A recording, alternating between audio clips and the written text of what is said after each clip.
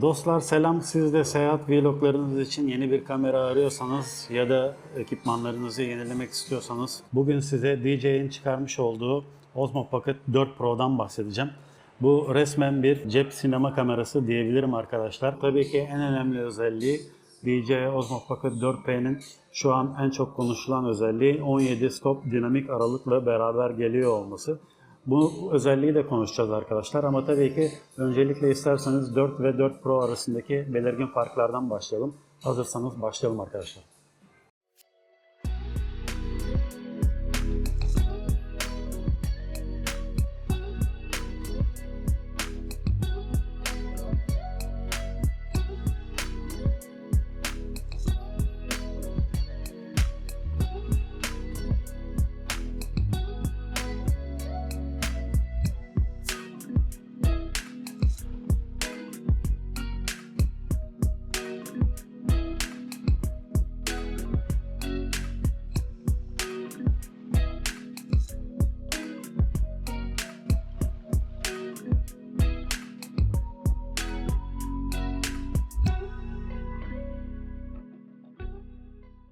Evet, öncelikle tabii tasarımsal olarak ne gibi farklar var onlara bir bakalım isterseniz.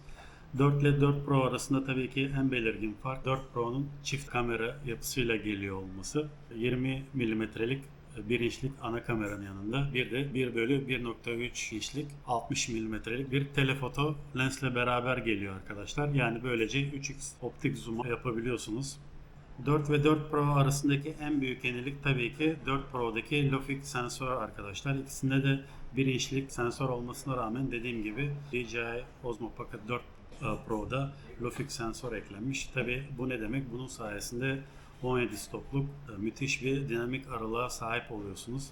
Ve tabii ki de DJI Osmo Pocket 4'te olmayan yeni bir profil eklenmiş. D-Log 2 profili sayesinde 17 stopluk müthiş bir sinema kalitesinde aynasız fotoğraf makinesi kalitesinde bir dinamik doygunluğa ulaşıyorsunuz. Evet, ikisinde de 4K 240 kare slow motion çekme özelliği var ama dediğim gibi Lofix sensör sayesinde 4 Pro'da çok daha keskin ve gerçek bir slow motion kalitesi elde edebiliyorsunuz. Çok daha akıcı ve gerçekçi bir ton elde edebiliyorsunuz. Tabi dahili depolama alanında 4 DJI Osmo Pocket 4'te 108 GB varken 4 Pro'da 103 GB'a düşmüş bu şekilde. Tabii bu dahili hafıza günlük çekimlerde büyük kolaylıklar sağlıyor gerçekten.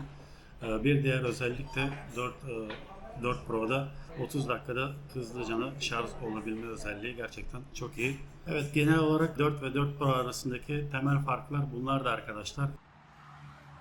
Evet, 4K 30 kare DJI Osmo Pocket 4 Pro 4K 30 kare D-Log 2 profilini deniyorum şu an. Renk düzenlemesi kapalı arkadaşlar. Şu an zoom yapamıyorum ama karşısını test etmek adına şöyle biraz ışığa doğru gideceğim. Evet, 17 stop dinamik aralığı test etmenin güzel bir örneği aslında. Şu an tünelin içindeyim ve karşıda ışık var. Normalde ışığın patlaması lazım. Ve şu an gayet iyi gözüküyor aslında. Gayet iyi diyebilirim. Şöyle. Evet. Şöyle karanlığa doğru çevireyim. Bayağı iyi. Yani şu an bayağı bir karanlık olması lazım.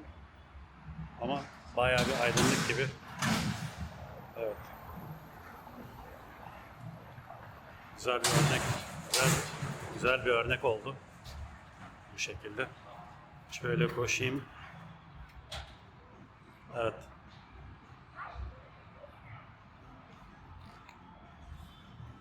Tabii normalde D-Log 2'nin 17 stop dinamik aralığını test etmenin en iyi yolu laboratuvarda test etmek arkadaşlar. Ama tabii şu an benim ekipmanlarım olmadığı için gerçek saha testi yapıyorum.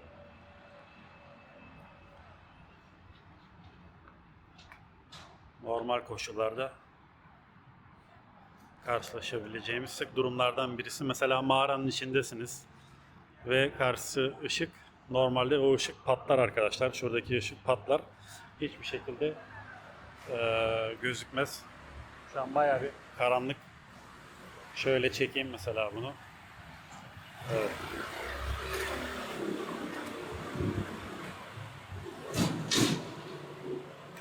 Evet, bu şekilde. Tabii zoom olmaması çok büyük eksiklik gerçekten. Yani sahneyi ona göre ayarlamanız lazım. Eğer sinema çekecekseniz ya da B-roll çekecekseniz sahneyi ona göre ayarlamanız lazım. Zoom olmaması gerçekten kötü.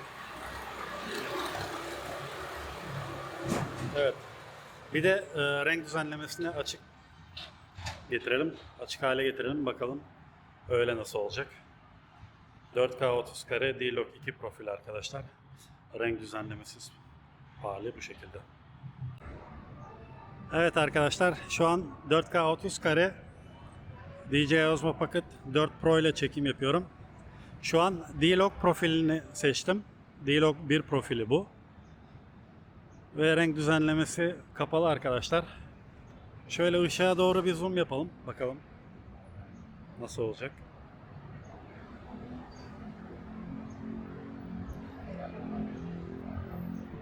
Ağaçtaki detaylara bakalım.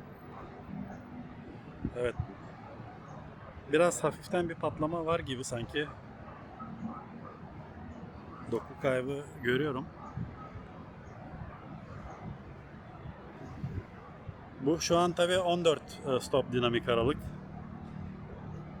D-Log 1 profilinde. Normal 4 gibi ama tabi tek farkı 12x zoom'a kadar çıkabiliyorum. Evet. Şu an yine optik X. Optik 3x. Şu an telefoto 60 mm bu arkadaşlar. Onu da testini yapalım bu arada. 3x'ten sonrası tabi dijital zoom.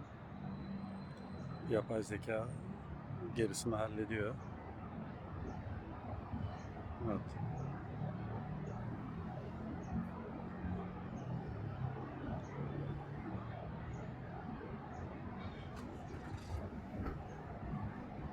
Evet arkadaşlar, DJI Osmo Pocket 4 Pro 4K 30 kare D-Log profili renk düzenlemesi kapalı şeklinde bu şekildeydi. Evet, şu an güzel bir ışık oluştu. Karşıda gördüğünüz gibi güneş patlıyor binanın arkasından. 17 stop dinamik aralığı test etmek için güzel bir zaman. Şu an 4K 30 kare çekiyorum. D-Log 2 profili açık ve renk düzenleme kapalı arkadaşlar.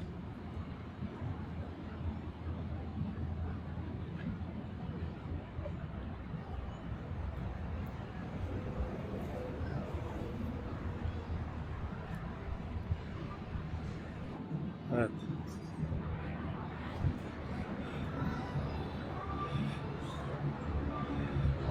Bu şekilde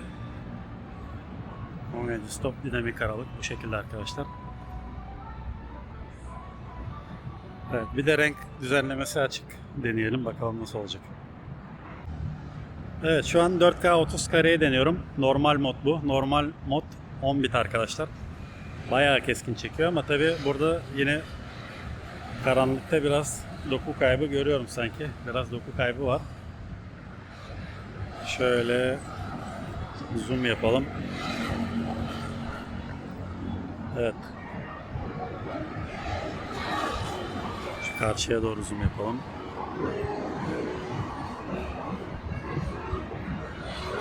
Evet.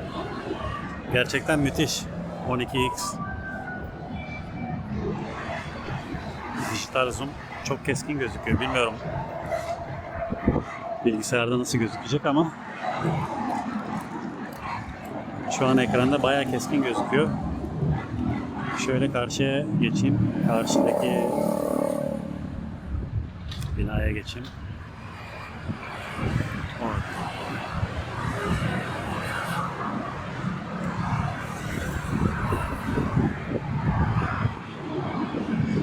Şöyle bir de karşıya bakalım.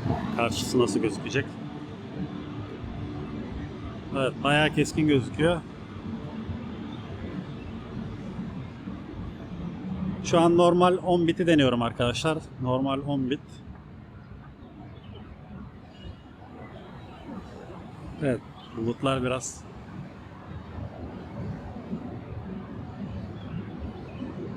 kayboldu.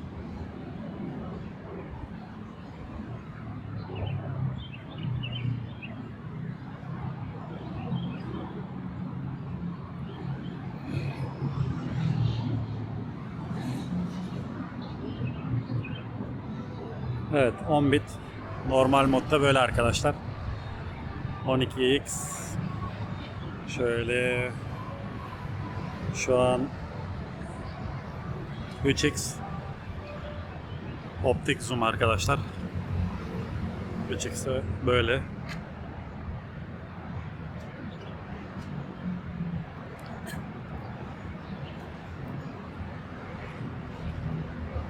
Evet. Bu test de böyleydi. Bir de şimdi HDR modunu deneyelim. HDR modunda nasıl olacak hep beraber görelim. Evet, şu an 4K 30 kare HDR 10 bit modu deniyorum. DJI Osmo Pocket 4 Pro'da arkadaşlar. Yine bayağı keskin gözüküyor. Şöyle hızlıca bir zoom yapalım.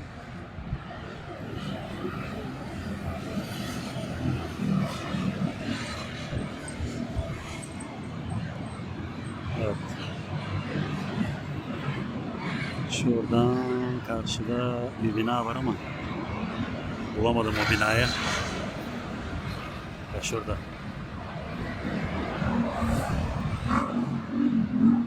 Evet. Daha gider mi dedim ama tam o yazıyı alamadı. Telefonlarda 100x'te bayağı gidiyor ama bunda böyle arkadaşlar.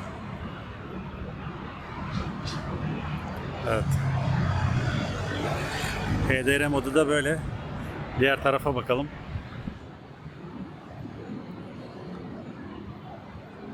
Gölgeler böyle.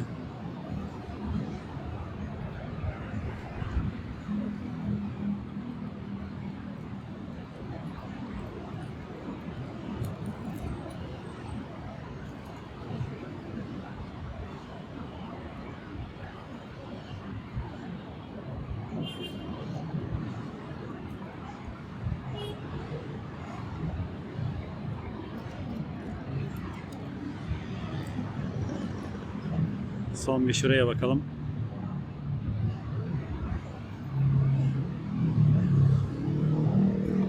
HDR modu da böyle arkadaşlar.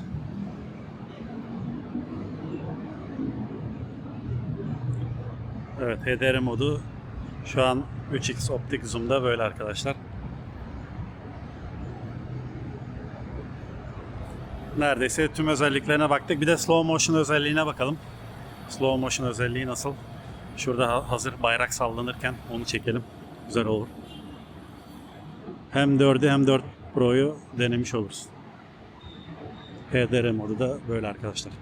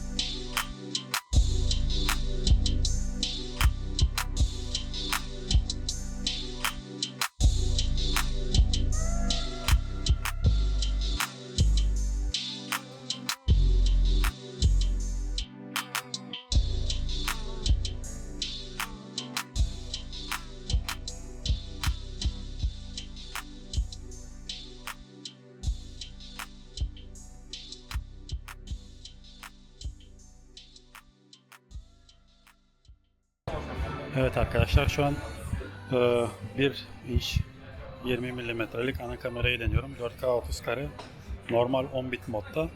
Şu an karanlık bir ortam. Fazla ışık yok. Şöyle 1x böyle. Şöyle 3x'e alalım. Bu da 3x telefoto arkadaşlar. Telefoto 60 milimetre. Şöyle. Evet. Şu karşıya geçeyim. Karşısı bayağı aydınlık. Telefotonun burada faydasını görüyorsunuz. Gerçekten. Şöyle optik, pardon, bu dijital 12x. Bu da dediğim gibi optik x, optik 3x arkadaşlar. Evet, şu an dikey testi yapıyorum. Dikey testte 3K 60 kare izin veriyor. Tabi crop yaptığı için, gimbal dönmediği için arkadaşlar. Dikey çekim bu şekilde. 3K 60 kare test bu şekilde arkadaşlar. Takip sistemi gayet iyi. Evet, şurada biraz tabi şu tarafta ışık patlaması oldu ama şeye bakalım, 3x'e bakalım. Evet. Bu da 60 kare, 60 milimetre arkadaşlar telefoto. Bu da bayağı başarılı diyebilirim. Şu an ters ışıktan patlıyor. Şöyle biraz tabi takip etmekte zorlandı. Evet, 3K 60 kare 60 milimetre telefoto testi de bu şekilde arkadaşlar. Şöyle karşıya çekelim. Karşıda karanlık ortam nasıl? Ve şunu çekelim. Evet, tabi burada biraz ışık patlıyor. Yukarıdan ışık geldiği için. Şöyle. Dijital zoom var mı? Dijital zoom kaça kadar var? 12x. Çok iyi. Yine telefotonun tüm özelliklerini kullanabiliyoruz. Evet. Optik 3x'ten sonrası yine 12x'e kadar gidiyor arkadaşlar. Bu şekilde. Şu tarafa doğru gideyim bakayım.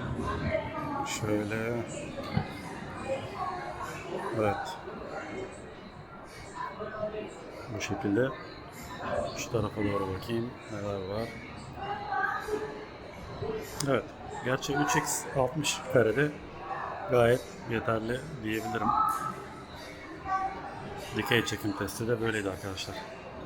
DJI Osmo Pocket 4P renk düzenlemeye, color grading'e önem veren, zorlu ışık koşullarında maksimum dinamik aralık arayan, uzun pil ömrü ve 4K 240 kare ağır çekime ihtiyaç duyan profesyonel içerik üreticileri ve sinematograflar için en iyi seçenek diyebilirim. Beğenilmeyen yönleri olarak da yine YouTube videolarında araştırdığım, seyrettiğim videolarda en büyük eksik artık tasarım olarak bir cep kamerası diyemem. Yani kolay kolay cebe sığmıyor arkadaşlar. Çift lensli yapısı sayesinde artık cebe kolay kolay maalesef sığmıyor. Biraz hantal kalmış diyebilirim. Lensin öne bakması da nedeniyle de çizilme riski var maalesef. Özel bir kapak kullanmanız gerekiyor. Dikey çekimlerde de tilt açısı yukarı ve aşağı yönlü 45 derece ile sınırlı. Dikey çekim kısıtlaması da böyle. Dediğim gibi D-Log 2 kısıtlaması var. Yani 17 stop dinamik aralığı sadece D-Log 2 profilinde kullanabiliyorsunuz.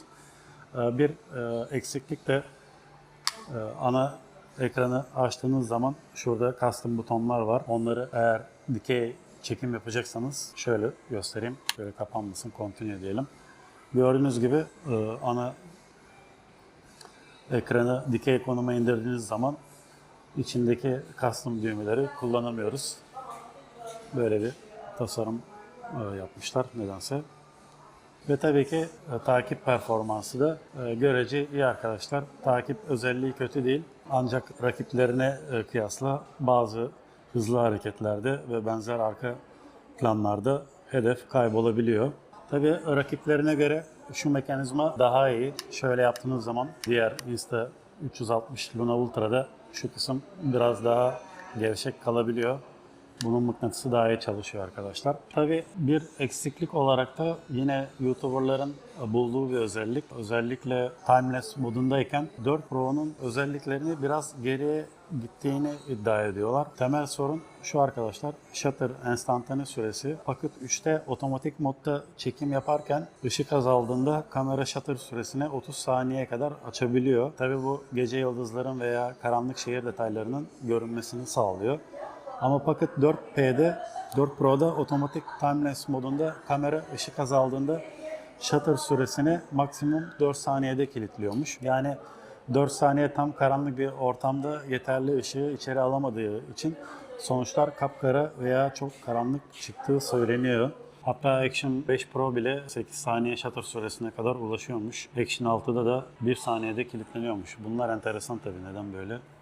Yani ISO'yu 12800'e kadar yükseltseniz bile shutter süresi 4 saniyede kaldığı için görüntüde ciddi bir kalite kaybı oluşmuş, kullanma yaşanmış arkadaşlar. Pil performansına gelecek olursak gerçekten de tüm eleştirilerin yanında Pocket 4P'nin pil ömrü konusunda gerçekten beni de hayran bıraktı diyebilirim. Ve hızlı şarjı da çok güzel. Eğer hızlı şarj üniteniz varsa gerçekten çok çabuk şarj oluyor diyebilirim. Tabii DJI Osmo Pocket 4'te Active Track 7.0 varken 4 Pro'da Active Track 8.0 var. Yine takip özelliği iyileştirilmiş. Bir diğer güzel yanı aksesuar uyumluluğu arkadaşlar.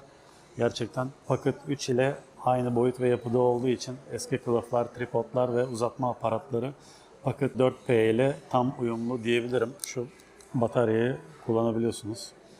4 ile aynı ve dediğim gibi LED ışığı da aynı arkadaşlar. Pinler aynı. O yönden gayet güzel. Aparat uyumluluğu, aksesuar uyumluluğu olması gerçekten çok iyi. Evet dostlar, bugünkü bölümümüzde DJI Osmo Pocket 4 Pro'yu inceledik. Eğer bu video işinize yaradıysa beğenmeyi ve kanala abone olmayı unutmayın. Ayrıca abone değilseniz de lütfen abone olun arkadaşlar. Ayrıca kanalımda birbirinden ilginç değişik içerikler var. Onlara da göz atarsanız sevinirim. Bir sonraki bölümde görüşmek üzere, hoşça kalın.